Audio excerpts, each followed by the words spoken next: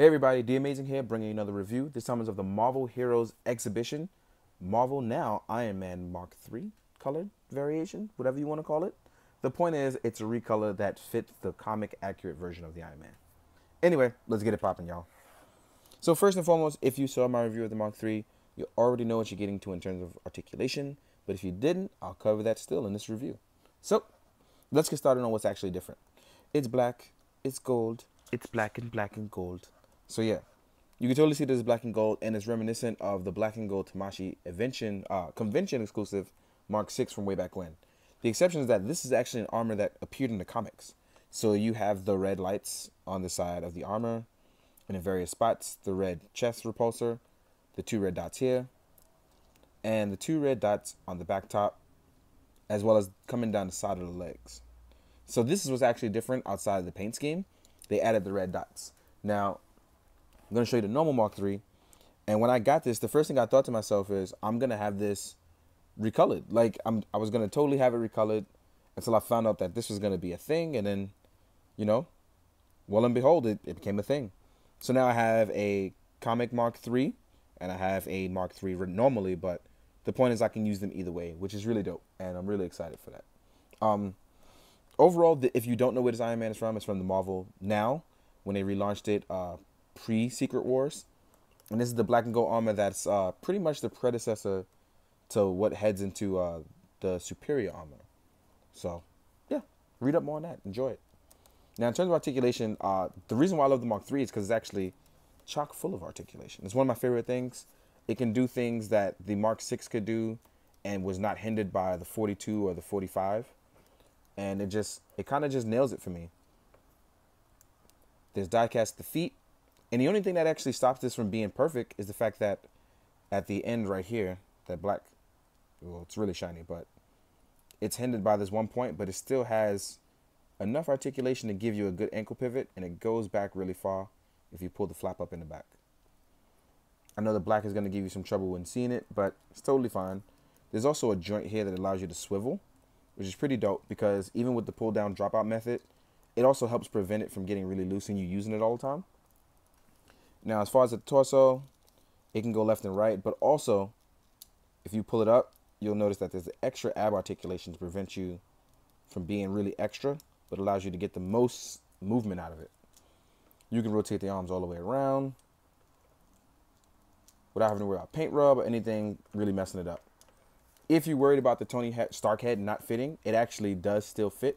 You have to pop the peg like I showed you before, saying that you can do so. So all you have to do is pop the peg and you're fitting a Tony Stark head on there, and it'll actually work out in your favor. You can actually get really cool poses with this Iron Man. You could do the crouching pose. You could do the Mark III point landing. You could do some battle poses. It's really exciting because you get to get all of the things you got previously from the Mark III, but now you have it a little more comic accurate. Now also, just like on the Mark III, you could take off the back pieces and add the pieces for flight. I didn't want to take them both off, but I'm going to do it anyway. And you got to be a little careful when you're wiggling it out or you will damage it. You don't, considering, you know, this is a rare piece right now, you definitely don't want to break anything. So I'm going to be a little more careful than usual because it'll be just my luck that I break it. That's something I definitely don't want to do. So as far as flight poses, excuse me, you can actually nail it really well. So you got the thrusters in the back. You can put some effects there. You can put the pillow stuffing. Whatever it is you want to actually do, you can really nail it really well with this one. So it looks good in flight poses. Like I said, it holds really well. It's not like the previous ones where they'd be a flimsy mess after you first open them. And some just get that way because the die-cast feet weigh it down. But this one, I still don't have that issue even with this Mark III. No issues whatsoever, actually. So the neck will look a little flimsy, but it allows you to actually look forward. So be aware of that. Now, as far as what the Iron Man comes with as far as accessories, it's all the same staples you got before, which are the staple effect parts for the repulsor blast and things like that. So you get the thrusters at the feet, which connect at the bottom because there's plugs at the bottom. So you connect them at the feet. There's smaller hand repulsor blast that you also use for small flight, and the large repulsor blast. Now, the only drawback I could really see it being this Iron Man is that it's actually pretty small. I think it looks good, but if you're going to compare it to other things, you realize he's actually smaller than Cap. You know, it's really smaller than the Mezco Cap.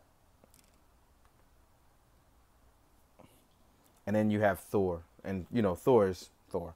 So he's gigantic. So when comparing it to Marvel Legends, can you force the perspective to make it work? Yes. Even with Mezco, you can do it. Thor is going to take a little bit of work. Now, it comes in the same hand as the Mark III, but I'm going to show you anyway. Because the difference is they give you even the red repulsor inside the hand. So you have the open palms. And don't forget to change his gauntlets. Because the Mark III, they take it back to that old, stupid way.